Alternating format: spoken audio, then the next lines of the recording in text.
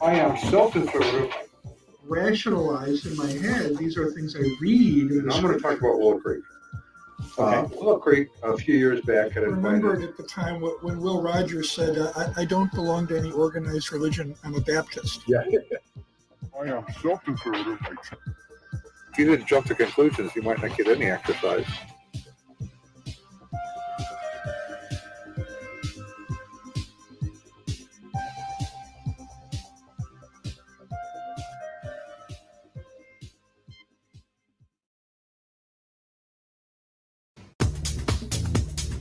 I am self-conservative.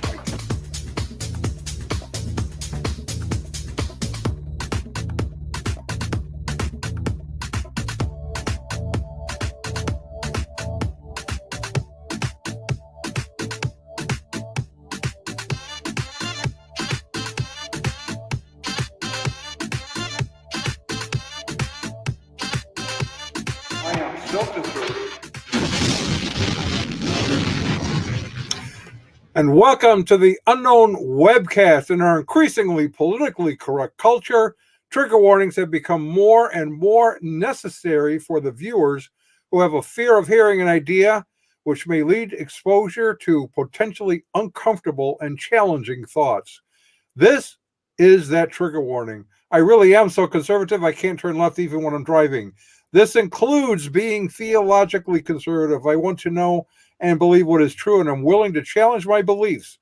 So if you're easily offended, be assured this is not a safe space for you. Today is February 2, 2021, and this is broadcast number 226. Joining us on today's Unknown Webcast is Michael Thomas, the chairman of Reachout Trust, a mission to cults and non-Christian religions in the UK. Today we're looking at his journey from trusting in Mormonism to Reachout Trust. My name is Don Vino, and I'm president of Midwest Christian Outreach, Inc. in Wonder Lake, Illinois, which produces the Unknown Webcast, and our senior researcher, co-host, and I think he's still Time Magazine's 2006 Person of the Year, Ron Hensel, who introduced the sponsors of today's webcast. Still that. Is Ronnie. I'm still all of the above. And you know, this is the best day of the year for me to make my usual greetings from sunny Florida, where the palm trees came out, saw their shadows, and now we have 12 more months of summer. You know why this is the best day for me to say that, right? Why ever? What is today, Don? I don't know. February 2nd. And? Groundhog Day. Oh! And I'm really groundhog. I don't keep up with such celebrations. You don't keep up with. I don't believe them anyway. You know, it's like I really think that they should announce a sequel to Groundhog Day and then just release the original movie. That's what I think should happen. Well, they can just keep re-releasing it and call it the sequel because it's the same thing, right? I don't think I wouldn't notice personally if they did that. So yes, I am Time Magazine's 2006 Person of the Year. Here is the proof right there. What more do you need? I was the Person of the Year in 2006. I'm sorry I missed the photo shoot. That's what it would have looked like if I'd made it. Now, the only part that's still not true is that I am no longer in control of the information age. I've turned the keys over to Bezos, Zuckerberg, and Dorsey. Otherwise, yes, I was back then. I was totally in control. Our sponsors for this week's webcast include World's End Theology Outlet, your one-stop resource for half-baked heresies, dubious doctrines, and other ideas whose time has gone. World's End Theology Outlet, and the Designer Jesus Collection. No longer need your church's Jesus be a source of social embarrassment. Check out the Designer Jesus Collection at any of the church fashion runways near you. And of course, our regular legal disclaimer.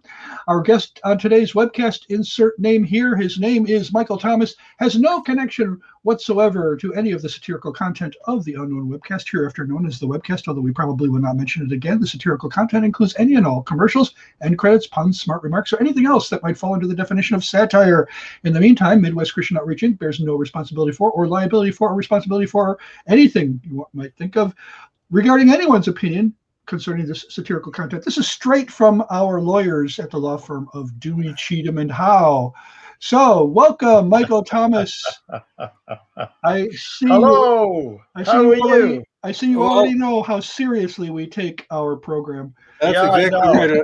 I want to point out that behind me is the cover of Michael's book, Michael and Anne, the title of which is escapes me at the moment. It's Mormonism, a gold-plated religion. Mormonism, Wow. a gold-plated religion, and you can get a copy of that if you go into the links underneath here. You can order it. It probably costs you more to have it shipped than you'll pay for the book, but it's probably worthwhile. What do you say, Michael? I think it's really worthwhile. Yeah, you could, if you pay me for 2, I'll send you 2. Okay.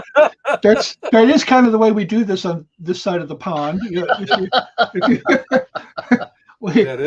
I'm glad our economic systems function similarly.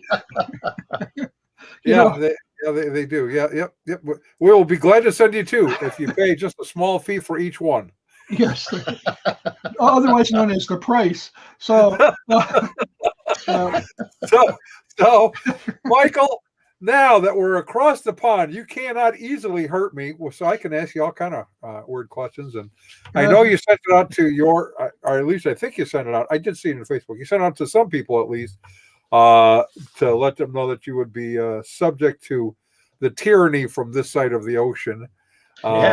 Today, right? Just call us the Ministry of Silly Talks. That's what we are. Yeah. So you at one point and your wife Anne were Mormons. Yeah, that's right. That's right. We were Mormons. I became a Mormon when I was 18 years of age. I was stopped in the street by a couple of missionaries. And and you admired their white shirts and black ties, right? Their neckties. Were they on bicycles? No, they weren't. They weren't on bicycles. I was disappointed about that. Yeah, I'm already disappointed. That's like half of their presentation right there. But wait a minute, this is pretty serious for you. How long were you in the LDS church? 14 years. That's 14 years. Yeah, we do numbers the same way over here too. Yeah, my accent's very strange to you. Oh no, not really. I have friends from London. Yeah, but I'm not from London. I'm Welsh. Oh, you're Welsh. I listen to D. Martin Lloyd Jones sermons on the side. You don't sound as Welsh as he sounds. No, he's great. He's a great guy. Oh yeah, he was until he died. But yeah, he's even better now. He's still a great guy. He's even better. He's even better. Yes. But yeah, and who else was Welsh? It was Richard Burton. Was he Welsh? Yeah, he was Welsh. Tom Jones. Yeah, it's not unusual either. So my brother is Welsh as well. But I really don't. I mean, sometimes I can hear some differences between a typical Welsh accent and a kind of just regular English accent. What would you say the big differences are? The big differences, you have to flatten your vowels. To speak Welsh properly, you have to flatten your vowels. Your vowels, okay. Your vowels. Okay. So when I became a Mormon, one of the great advantages to that was that I learned how to speak in public. But of course, my accent was much stronger then than it is today, because I learned that I had to change my accent to be understood. Oh, okay. So like one of the best BBC programs was BBC, right? All Creatures Great and Small. Yeah. That was set in Wales, wasn't it? I mean, the book was. No. I thought it was that was set in Yorkshire. Yorkshire? I thought it was set in Wales. No. I got that wrong. I got that completely wrong. So don't say that to a Yorkshireman. The people in Yorkshire, so the people in Wales aren't as mean as the people in Yorkshire, I take it. They seem to be pretty mean to their animals there. But except for the veterinarians, they were nice. So, okay. It's been a long time since I read that book. Okay. Anyways. So, you were a Mormon. Anne was a Mormon. She was one for 18 years. You were one for 14 years. You got stopped by some Mormons in the street. They didn't assault you physically, but they assaulted your spiritual life, and you submitted. So how did you become a Mormon, and how long you were a Mormon for 14 years? What started you moving the other direction? Well, it was a time of my life when you're 18 years of age and you're asking questions. And I was doing the same thing. It's quite commonplace, what is life about? And they came along and they said they knew where we came from, what we were here for, and where we were going. And that appealed to me. So that's what happened. And I took some missionary lessons with them. And I was sold on it. I read the Book of Mormon. I had a burning in my bosom. Oh, really? Yeah. Every Mormon I've ever talked to has had that. Yeah. We have prescriptions for those things over here, but what do you have a theory as to why this seems to be such a uniform experience, or is it? I mean, do people maybe not have the same experience, but they think they're having the same experience as all the other Mormons who have the burning in the bosom? I don't think everybody has the experience, but I think the majority do. And I think it's because if you're 18 years of age, nobody wants to know what you think. They really don't. And when somebody comes along and pays you that much attention, it's almost like falling in love. You just feel great about yourself, and you get this little thing going on in your chest, and you tell yourself that this is it. I've got a testimony. The Book of Mormon is true. So how would you describe your burning in the bosom? What did it feel like? How would I describe it? It was like it's like when I met my wife. Okay. This is a bad comparison. I can already see this, but when somebody's special in your life, and you just can't wait to see them, and it's that kind of a feeling, and it actually is. You feel you warming up, and you feel that there's something happening in your chest. It's hard to describe. It was like, love at first sight with you and your wife? No. Okay, so when you when you met your let's wife, not go too deep into that. Okay, it was one of these heart fluttery feelings that that's right. Well, it's heart like fluttery. I can't help falling in love. Okay, so and it's kind of, it's a positive emotional. Would you say it's euphoric, like a euphoria? Yeah. Okay. Yeah, that's a good word for it. Which of course could cover a broad range of emotions, but it's generally associated with a very happy kind of you feel like maybe a burden has come off of you or something, or I don't know. I guess different people would express it different ways, but would you say it sounds like you think it was psychological, Yes, for you. Right. Yes, I think it was psychological. I think it is for everybody. Okay, so you don't think there's we are talking about a false teaching here. We're talking about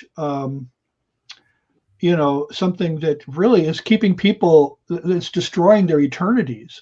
This teaching. It is, but just to interrupt just briefly, you were really set up to look for an experience.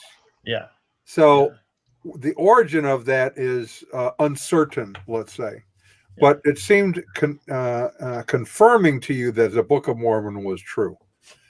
Yeah. So what is it about Mormonism then that kept you involved? Once you had your burning in the bosom, what are their teachings? And you ascended into a position of leadership, actually. Mm-hmm. So what was it?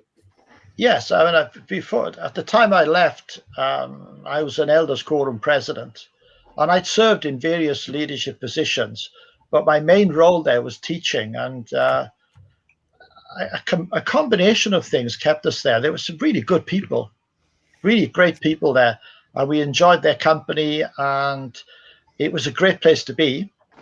We enjoyed the meetings. I enjoyed the teaching. It was a great outlet. If you enjoy teaching and helping people understand things, it was a good opportunity to do that. So a lot of social things combine to make it a good experience for some people. I always say to people, look, you're going to be disappointed if you expect me to tell you some kind of a horror story, because I don't have one. We really enjoyed our time in the Mormon church. We enjoyed going to the temple. We enjoyed the idea that we were in on something that nobody else was in on. That's important to Mormons.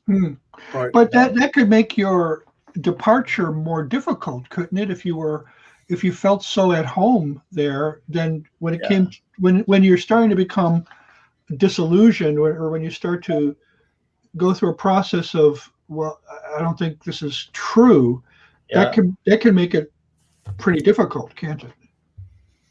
Yes, it can, but it was a process. It was one step at a time, and we kind of looked at each other one day and said, it isn't working. Our faith isn't working for us. And we didn't quite know what we meant, but the enormity of that hit us. This thing isn't working the way we anticipated it would after all these years. And as you get older, you notice more things, you know. And we noticed that people around us were saying, older people particularly, they were quite settled to the idea that, well, we're not going to get to the celestial kingdom. I won't get to the celestial kingdom of God, but I'll get to a lower kingdom and that'll be fine. You know, well, what's that all about, you know? So you're about 30 or so when you start to have doubts? Yeah, I was 34. 34. And why, I mean, to me, you know, just making it not, I mean, as a Christian, of course, I have basically two choices, right? Heaven and hell. But how many choices did a Mormon have? You have the celestial kingdom, and then you had how many stories did it have? Well, you have the top kingdom, which is the celestial kingdom, and that is divided again into different levels. Okay. And then you have the terrestrial kingdom, which is the middle kingdom, and then the lower kingdom is the celestial kingdom, and then there's one below that which is outer darkness. And apparently, like, you really have to be really, really bad to get into outer darkness, right? I mean, that's like reserved for like Hitler and Pol Pot, people. Or me, because I knowingly, I understand Mormonism, and I knowingly reject Mormonism. So I would. Oh, so it's in my best interest not to understand Mormonism. Is that what you're saying? I have no clue what you guys are talking about. Here's kind of an unusual question, maybe. I have friends that were Mormons. I think I mentioned them to you. He had, when he was in the service, he was sent to Iceland, and he was told there's a woman behind every tree. And when he got to Iceland, he discovered there's only one tree. But he met his wife there, met the woman he married. And was she behind the tree? I think she might have been, hiding from him, perhaps. I don't know. But she heard about him. Yeah, they came back, and they became Mormons, and were teaching a temple ceremony and a number of other things. And then she started having questions, and he started having questions, and she started going to the Christian bookstore to buy books about Mormonism. And one of her concerns, which kind of started her questioning a little bit, was that she would have to have her own planet. Her and her husband would have their own planet, and she would have to produce enough children, of course, to inhabit the planet with him. But she was really concerned because what kind of a planet would she have? He couldn't even hang a picture. She was really worried what sort of a planet he would develop for her. So how did that work out with you two? You know, when I was looking at the Mormon church and I was becoming a Mormon, my aunt said to me, you watch out for those Mormons. They'll have you over to Liverpool and down that tunnel to Salt Lake City, and they'll marry you off to a couple of girls, and you'll be eating apple pie. And then you'll be substitutionary baptizing your entire family. You probably did a little bit of that, didn't you? Yeah, I did a bit of that. Yeah. But you know, a lot of this stuff, it sort of passes you by, and you kind of accept that it's something that you anticipate will happen, but you don't actually think about how it'll happen. You just think, well, that's what it says in the book, so I accept that. So what kind of career were you pursuing at the time you were getting more and more into the Mormon church? I was in sales, retail, and that kind of thing. That's where I was working. So it was easy turning up to church on a Sunday because I already wore a suit all week. So, All right. That was fine. And did you find it easy to make converts among your customers, or did that ever happen? Oh, it was the kind of thing you didn't do. Okay. It's you sort of it's it would require a special situation. You'd have to actually, it's not normally done in sales, directly in sales, but sometimes I've known salesmen who are good evangelists, and they would cultivate personal relationships with some of their customers if it worked. They wouldn't evangelize on the job. Now, some of the things you have been saying reminds me of something I have told many when I'm teaching on various groups. With Jehovah's Witnesses, they are largely evangelized into the faith through theology. The Trinity isn't in the Bible. They will say Jesus never claimed to be God, those kinds of things. And if you're raised in a Roman Catholic or a Lutheran church, now you're stumped and you don't really know what to do with that. Mormons, on the other hand, it's been my observation, tend to evangelize through social events and social functions. You're socialized in, not to be confused with Marxism, but through social means, you're socialized into the Mormon church, and they tend to be more of a social group with some theological bent. Is that a fair description? That is a fair description. Mormons know how to have fun. My experience with Jehovah's Witnesses, they're too afraid to have fun. Interesting. So but you how can you have fun when you don't even drink coffee, though? I mean, that's seriously. What kind of fun are we talking about here? I know. But there are coffee substitutes, and people really worry about these things, because you'll say, well, I don't drink tea and I don't drink coffee, but I do drink a substitute. And then somebody will say, well, is it hot? Because you're not supposed to drink hot drinks. That's what it says. Really? Or they really worry about things like that. And I remember when I became a Christian, I had some business in the next town over, and I was early for an appointment. And I went into this little Greasy Spoon cafe, and I asked for a tea. I hadn't drunk tea for 14 years. And I said, I'd like a tea. And it was one of those places where they did everything for you. And she said, would you like milk in your tea? And I said, well, I don't know.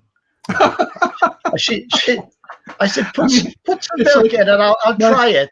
And then she said, well, would you like some sugar? And I said, well, I don't know.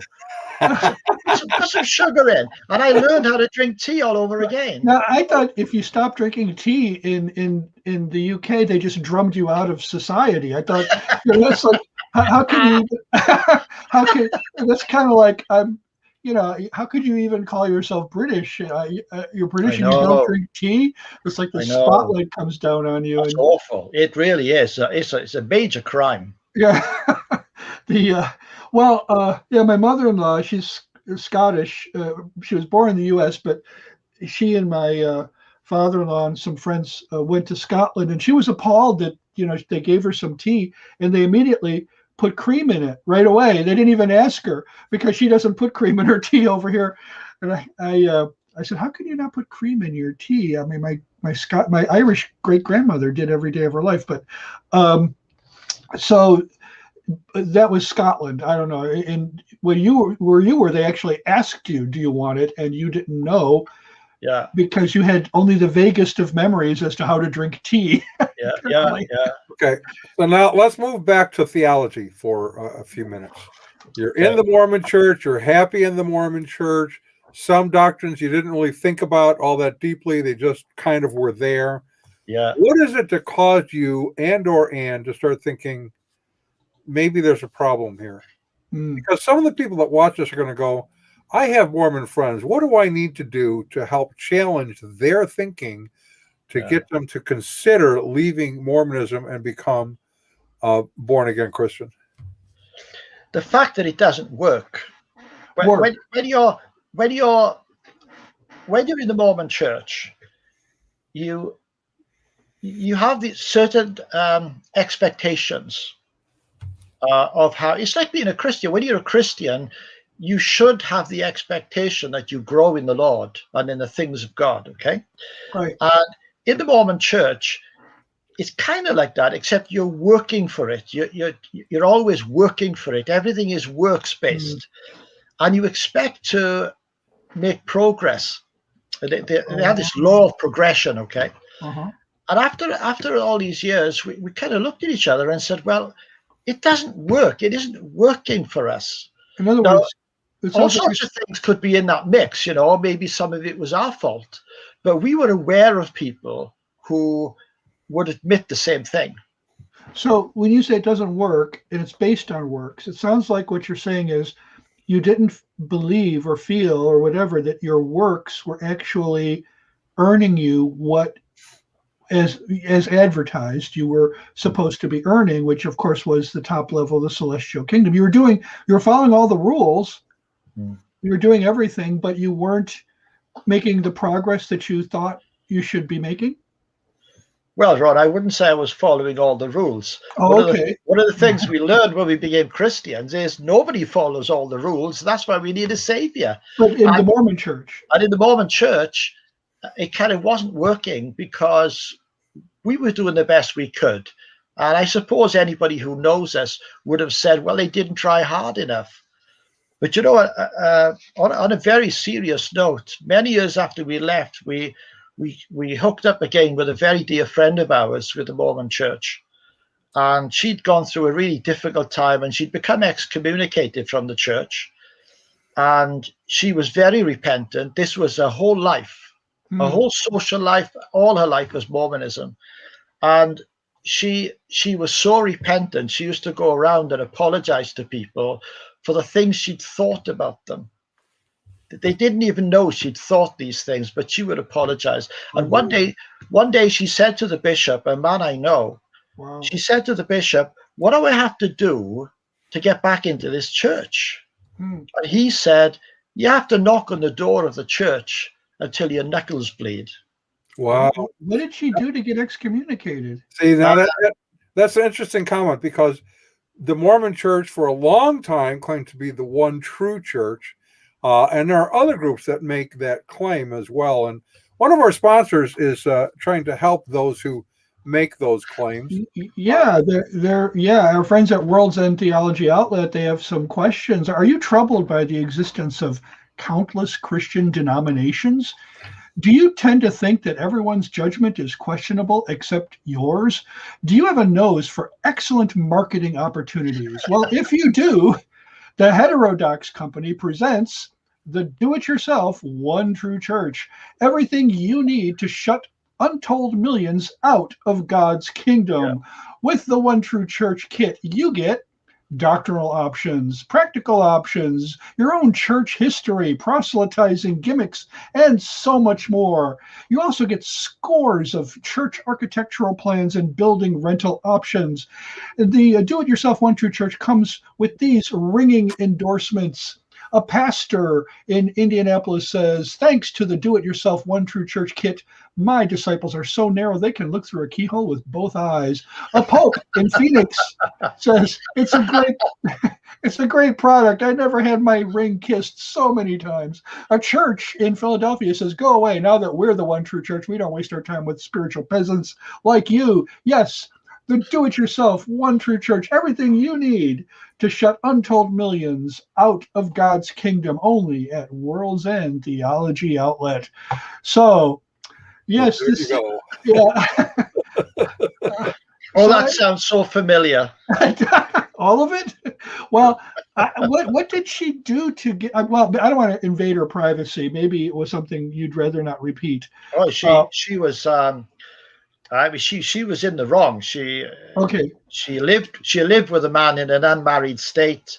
Then she later had a child, and then she married him. So it was too late. It was too late to do anything. Yeah. Right. Really? You can't really have a do-over on that one. Okay. But she So, became a Christian. We spoke to her, we okay. taught her, we prayed with her, and she's died now. And But I'm confident about where she is. She became a Christian. well, it seems like, this would be, it would be, the good news would sound especially wonderful Yeah, to someone who went to people that they thought were the true church, and they had the door slammed in their face, and they Yeah. were told no possibility because your works had disqualified you, and then you present them with the real Savior. yeah, The contrast couldn't be greater. Okay, so uh, language definitions become really important because, as we all know, the Mormon Church uses the same terminology: saved, born again, etc. But they mean radically different things. Born again means having the opportunity to be resurrected. Everlasting life is the opportunity to become gods and goddesses on your own planet. So they use the same language but have different definitions. yeah. Which makes it difficult sometimes talking to a Mormon, because if you're not aware of the definitions, you think you're talking the same language. So, okay, you start realizing there's a problem. You come out. At some point, you meet Doug. Now, who is Doug, and how does that fit into the story of your association with Reachout Trust? Okay. Well, before Doug, we had a friend called John, and John Tancock, and he was a man who'd witnessed to us over the years. And when we decided that things weren't working out for us, we spoke to him. We turned to him, and we said to him, "Look, we got some questions." And the first thing I said to him was, "You're not going to convert us, but we have some questions." And he was very good. He taught us. He understood Mormonism. And 3 weeks later, I became a Christian. It was that fast. We went to church with him. We met with people who really loved the Lord. You could tell the difference. He gave us a Bible. He gave us an NIV Bible. It was quite new back in those days. And he said, read Romans 1-8 without any commentary and without anybody telling you what it means. Just read it. And there we found grace. And we realized, we looked at Romans 8:1. Therefore, there is now no condemnation for those who are in Christ Jesus. And we realized that what was wrong is we felt condemned all the time because we were never good enough. Wow. And I remember talking to John, we began to realize what this message was. And I remember saying to John, this can't be right. This just can't be true because I'm not worthy. And he said to me, no, you're not. And you're never going to be. That's the point. That's the point of it. And it utterly blew me away. I've never heard anything like it. When you say that the NIV was relatively new, I'm guessing this is around 1978 to 1980. No, this was a little later than that. It was I'm trying to think now, mid-80s. Okay. Mid-80s, so still pretty. It's a relatively new translation. Still. Relatively new, yeah. Yeah. So Romans 5:1. Therefore, now that we have peace with God, I didn't have peace with God, and I knew it. Wow. To me, I mean, when you have a church that, let me back up a second. As you're going to your Mormon church, you're meeting all these Mormon people. Did you ever confide in anybody that this was going on inside of you and seek some kind of help for your feelings of not being good enough, not making enough progress, not being at peace with God? Was there anyone there who you could talk to? Well, the trouble is doubting is not being good enough. So they would just rebuke you probably. And maybe they wouldn't be unkind to me or anything, but you just felt that you couldn't really go and talk to anybody. And I remember we called the bishop, a lovely guy. I really liked the man, and I was sorry to do this to him, but we called the bishop and said, you've got to come over and have a chat because we found this stuff. And we sat there and opened the Bible to him and showed him what we just learned. And he started saying things like, well, you haven't been to church for a couple of weeks, and are you paying a full tithe? And when was the last time you went to the temple? And a scale fell from my eyes, and I thought, it's the gospel of works.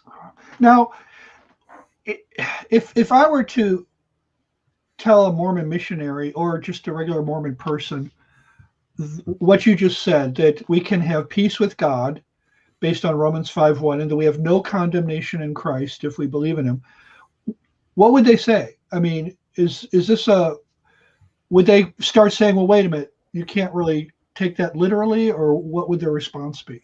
Well, it's a kind of an in and out religion, you see, because you can have peace with God, but you can't have it every day. It depends on how your day goes. Okay, so this one moment you're saved, the next moment you're not. It depends on your thought processes. It depends on how much you condemn yourself. One of the worst things that can happen to a Mormon, you know, the burning in the bosom we talked about. One of the worst things that can happen is you lose your testimony. And how often can that happen? Depends on the individual. People really beat themselves up about it. Well, they certainly did when I was a Mormon, and I remember it happening to me. So what kinds of things are you? Are we talking about regular 10 Commandments, or that plus a whole list of works that you need to keep? I mean, obviously you mentioned tithing and being at the temple and all that. What's on the list of things you have to keep up with in order to feel like you're good enough? We haven't enough time, Ron. It's just everything, you know. It's the commandments, it's the Beatitudes, but it's not so much those things. It's the things you have to do when you're a Mormon, like going to church regularly, having good relationships with people. Wear the underwear. Oh yeah. I mean, it's like I'm the only one in this room wearing this special underwear. Yeah. I kind of feel odd. But I mean, that's interesting that you should say that. It's not so much the things that Christ taught. It's not so much the Beatitudes. It's not so much the things that the scriptures hold up, the moral law of God. It is all these other things. It is. What you need to remember is this. I've just written a piece for our next newsletter about the Mormon missionary lesson that talks about the restoration of the gospel. And it talks about dispensations, and it talks about Adam, and it talks about Abraham and Noah and Moses and on through. And then it talks about Jesus. And when it talks about Jesus, it's 2 paragraphs. Wow. When you think there are 4 gospels, but they have 2 paragraphs, and everything else is Mormonism. Yeah, that's astounding. Yeah, that's astounding. All right, so you're transitioning out. You've met John. Yeah. You're going through Romans 5:1. How do you then make the transition? You come to the faith at some point, and did you jump right into Reachout Trust? No. We got the best advice, and I always pass this on to people. John said to us, don't get involved in anti-cult ministry. He said, put down Christian roots, go to church, read your Bible, learn to pray, and for a few years. And then if you feel that God's calling you to do this kind of thing, that's the time to do it. And that's what we did. And I found that people, they come out of a cult and they've been out for 5 minutes and they want to go rushing back in to save people, and they've nothing to offer them. They don't know the gospel properly. They don't know the answers. So we put down the roots. And in fact, I didn't want to get involved with Reachout. It's my wife got me into that trouble. My wife got me into the same trouble. These wives, I tell you. So she turns up. She decides she's going to go to Reachout Trust. We knew about Reachout Trust, but she went one year, 1990, I think it was, and she went to a convention with some friends from Cardiff, which is the capital city of Wales. And she was there from Friday through till Sunday evening, and she came back and she was buzzing, and she said, "You got to come. This is fantastic, you know."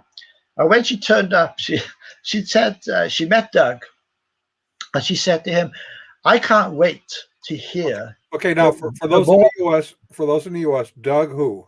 Doug Harris. Now, Doug Harris was the founder of Reachout Trust.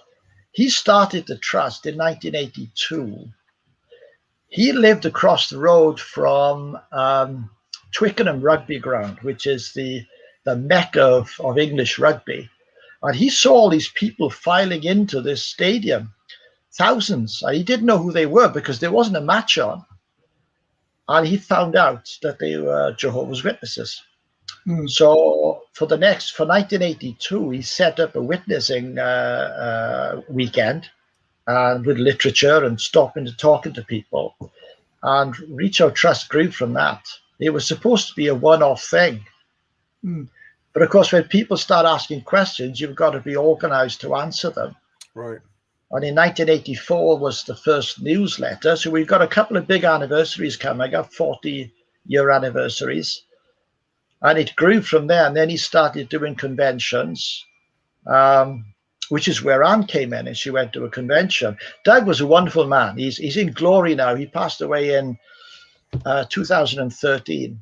But he was a wonderful, wonderful man, the best and wisest man I ever knew. And he was such a good teacher. And everything he did, dealing with the cults, everything he did was Bible-based.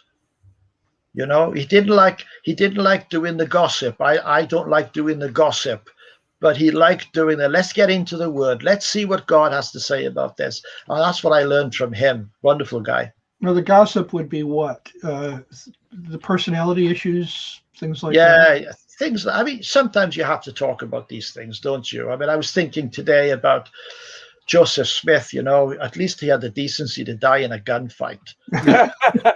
I mean, Charles Russell, he died in a railway carriage in the middle of nowhere, dressed like a Roman in a toga. You know, I mean, that's no way to die. Really, I was not aware of that. What else do we know about? Okay, and then they buried him under a pyramid. So yeah, that's right. Well, not under, but right next to one. Oh, okay. I thought it was under. No. That's his. Is that his headstone? That pyramid? No, it's not. It has a different headstone. In fact, we have been to the cemetery. We have pictures of it, but right in the middle of the section that they have laid out there is a pyramid, 9-foot pyramid, and they have watchtower material in a time capsule, because when they built it, they thought the material would still be true when they opened the time capsule, whenever that was. And then around it, you have grave sites, and Russell is in one of those grave sites. So if you look over his headstone, which has his picture on it, the pyramid is behind him, but it's kind of the central figure in that part of the cemetery. Okay. Yeah. So interesting. So, well, to me, it's when you first heard the words of Christ, "Come to me, all ye who labor and are heavy laden, and I will give you rest." Would you say those words had a very unique meaning? I mean, well, they should have the same meaning to everybody, but did they? How long after you became a Christian do you think you heard those words or read them? Oh, very early on, and they mean the world, because you're coming out of a legalistic system where the yoke is heavy and the burden is heavy and easy on your shoulders, and to come now and see that what Christ requires is that we trust in him. And have you ever had Mormons, since you've left, say to you, well, you're just trying to get out of all that God requires? Do you know something? We were invited back into to the Mormon church for the 60th wedding anniversary of some very dear friends of ours. And we said, well, I don't know we'd be that welcome. And they said, we don't care about anybody else. We want you there. So we went along, and people were uncomfortable around us. And one person asked us how we were doing. And, you know, we had a bargain, Anne and I.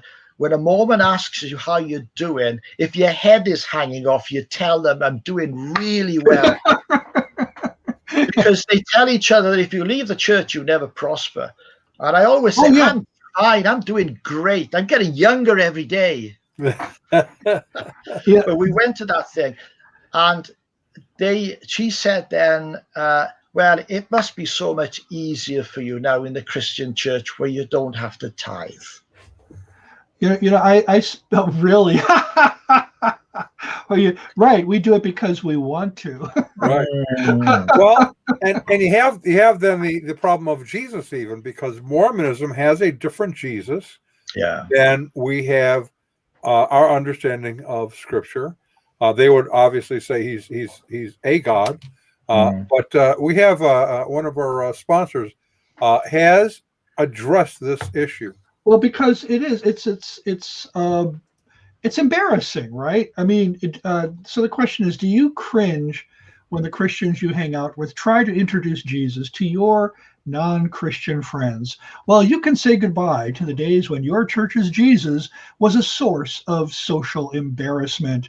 Now, even your church can keep pace with the latest fashion-forward trends in spirituality. Introducing the Designer Jesus Collection. These amazing new Jesus styles are hitting church runways and the most exclusive Jesus fashion shows at churches near you. You don't want to miss Yoga Jesus, Hipster Jesus, Buddy Jesus, Socialist Jesus, Mormon Jesus, and of course, Muslim Jesus. At Designer Jesus Collection fashion shows, you will find a Jesus you'll be proud to introduce to your most sophisticated, cutting-edge friends and acquaintances. Please observe the attendance requirements, cost of admission, your eternal soul, required attire, semi-formal. All proceeds benefit His Royal Majesty of the Kingdom of Darkness. The Designer Jesus Collection, London, Paris, Rome, New York, and Salt Lake City, and coming to a church runway near you. we were hoping you'd appreciate that one. That is good. That is good. Yeah. So the problem always doing 1 hour on something like this is you can't really cover all of the stuff. You can even cover part of it. Are some of our antics, but I really wanted people to be aware, number one, that this is not a problem that only exists in the United States. We have, in fact, we have a friend in South Africa. We do every 8 weeks or so. We have him on to talk about newer false teachers or cults that have cropped up in South Africa. And now we're kind of reaching out and saying, okay, we're reaching out to Reachout Trust to say the UK also has cults and non-Christian religion. Yeah. And Reachout Trust is an organization that is there to help Christians understand how to reach people in non-Christian groups and to do some work of evangelism themselves. You got involved with that. I knew Doug.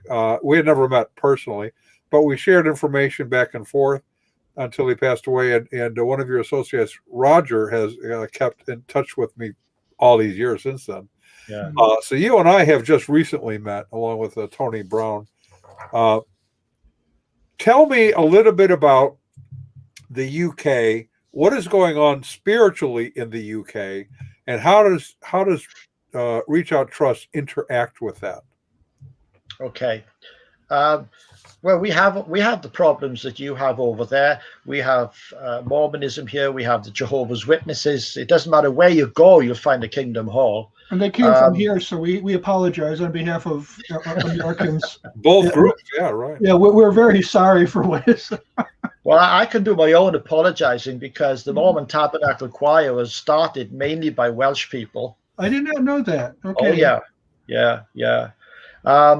But we have the cults. We have where I am in Swansea. We have Buddhists and we have Krishna people, and we have all sorts of people. We have Baptists and we have all sorts of people here.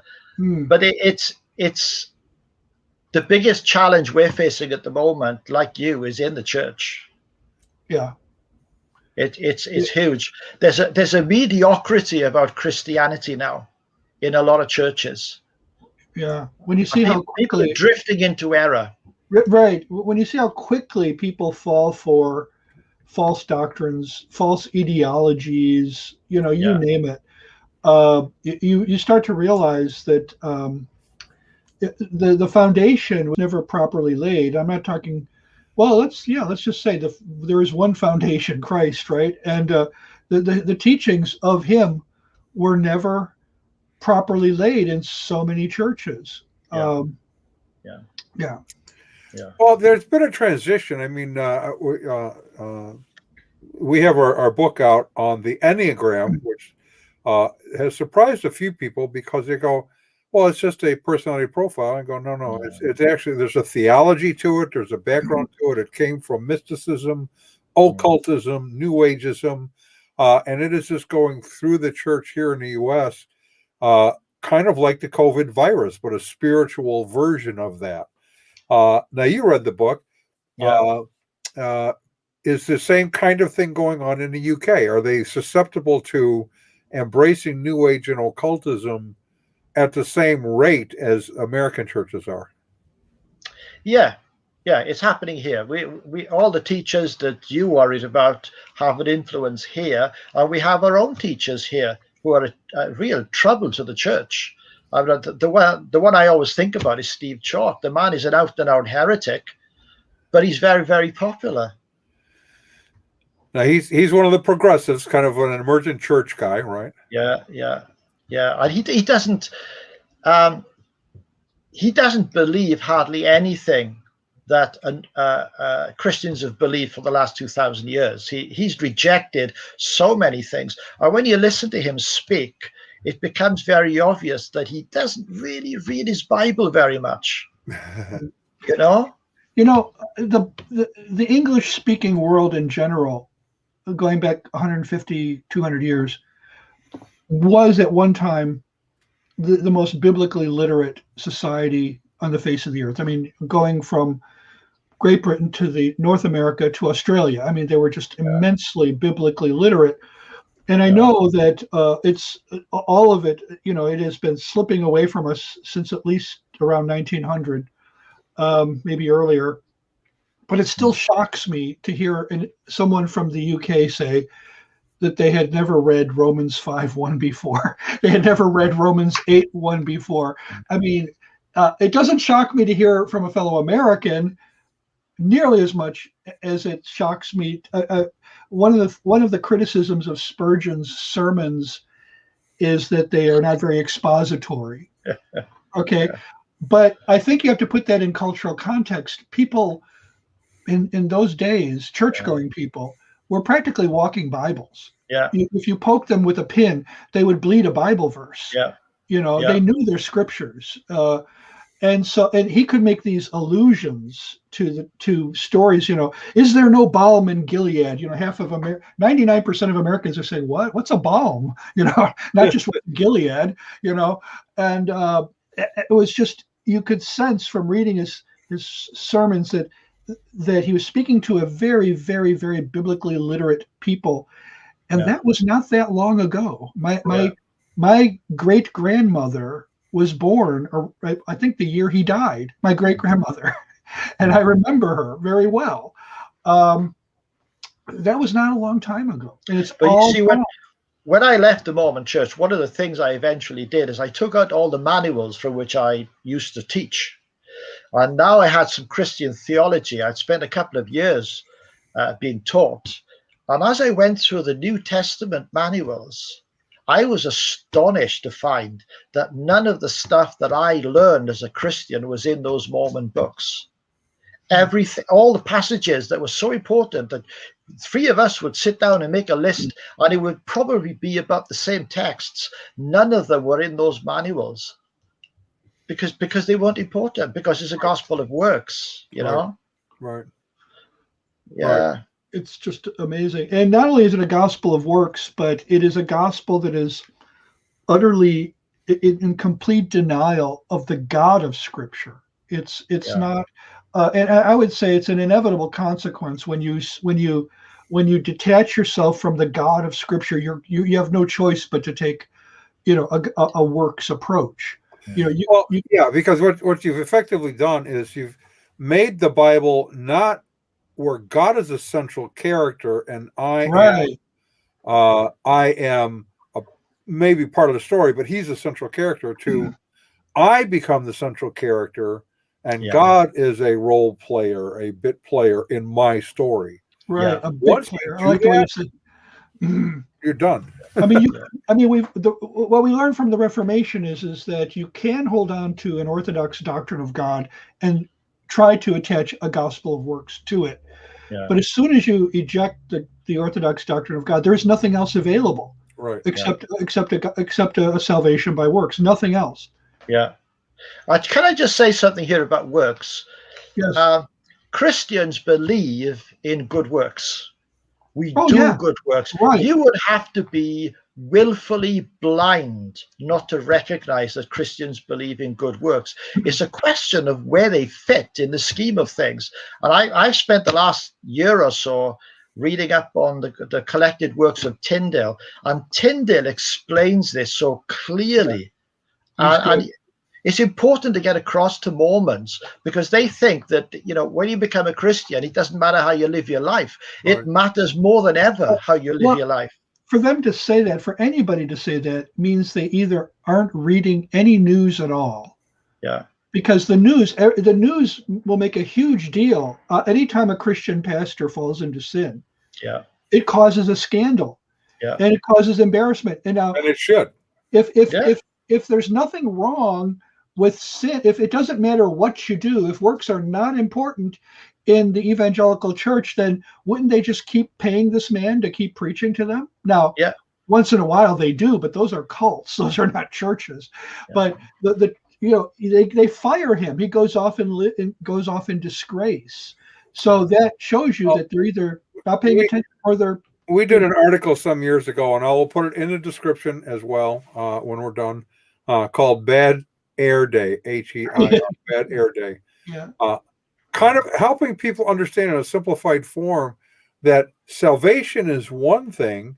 It is by grace alone, through faith alone, in Christ alone. You do nothing, can do nothing, you offer nothing to God. Versus works subsequent to salvation. That is a fruit of growing spiritually. And also is Christ in you working those things out. So you are saved by grace and you're sanctified by grace. You do works by grace, but it is part of your Christian life. Yeah, it is. And I love to talk to people about it. When if people are looking at this in the UK and they want to talk this through, I'd love to talk to you. I'd love to chat to you, write to you, because this is such an exciting message. It's a wonderful message. It's been the message of Reachout Trust since it started in 1982. It's the message today. We have plenty of resources, articles, PDFs, all sorts of things that we can give to you, send to you. We're more than happy. If you're a Mormon, I'll send you my book for nothing. Wow. Do you have an idea? In the UK. Let's clarify in that. The UK, in the UK, right. Do you have an idea of how many Christian ex-Mormons there are, roughly? Or do you have, or maybe it'd be easier for you just to tell me how many you know, how many Christian ex-Mormons you know? I personally know a few. I don't know how many there are across the country, and a lot of people, they come out of the Mormon Church and they don't go anywhere, right? Which is really sad, because they're obviously seeking God. I mean, Augustine said, you have made us for yourself, and we cannot rest until we find our rest in you. And so they're still restless. They still don't realize they're seeking God. Right. And if they would just listen to the gospel message. And the thing that shocked me more than anything else becoming a Christian is the old story that I rejected when I was a teenager, is the true story. Right. According to the information I just found on a BBC webpage, there are 190,000 Mormons in the United Kingdom. Yeah. That's a mission field. That's a very significant mission field. Even here in the United States, 200,000 members of a cult would be big. Yeah. Would be something we would want to target with the gospel. The thing to always remember when you see a number like that with the Mormon Church is maybe as many as 2/3 of them have no meaningful relationship to the Mormon Church. They're not active. So they're called Jack Mormons over there? Yeah. So they about 1/3 of them will be really actively involved the way you'd expect a Mormon to be. And based on your testimony, I would almost expect it to be counterintuitive in the sense that you are a very active Mormon, and yet you came out. Sometimes the less active ones are the harder to get out. Sometimes. Yeah. They don't engage with the issues. If you don't engage with the issues, you're not really going to understand the significance of this gospel message. Right. You need to engage with the issues. But if you're dissatisfied, if you can't even find the words to describe how you feel about it, talk to me. I know what that's like. I know exactly what that's like. I am patient. I have plenty of resources. Come and talk to me. Sounds great. So, Tony, Michael, we're going to need to do this again in the future. Ron has to run now, so we're going to let I have obligations and I must take care of them. But in the meantime, let's give credit to whom and where credit is due. Our resident cult leader profiler is Neil before me. Our wardrobe manager is See How It Fits You. Our culinary services are provided by Chef Ham and Cheese. Our tinfoil hat provisioner is Just In Case. Our Jehovah's Witnesses coverage comes from Armageddon and D Opposer. Our Mormon Archives manager is Polygumus. Our liberal denominations bureau chief is Lucy Goosey. Our transgender issues coverage comes from Ben Hur. Our special correspondent for cults based on the Hindenburg disaster and flying turkeys, OD Humanity. Our fact-checking supervisor is Yoleg Pulling. Technical assistance comes through Murky Research. Our legal advisors are at the law firm of Dewey, Cheatham and Howe. Grievance resolution director is Giovanna Pisami.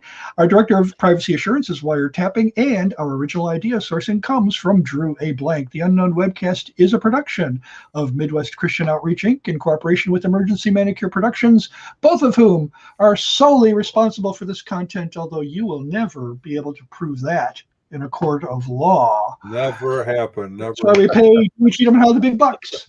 So, hasta la bye-bye. Hasta la vista, baby. Hold on, Michael. We'll be right with you. Everyone else, thank you. See ya.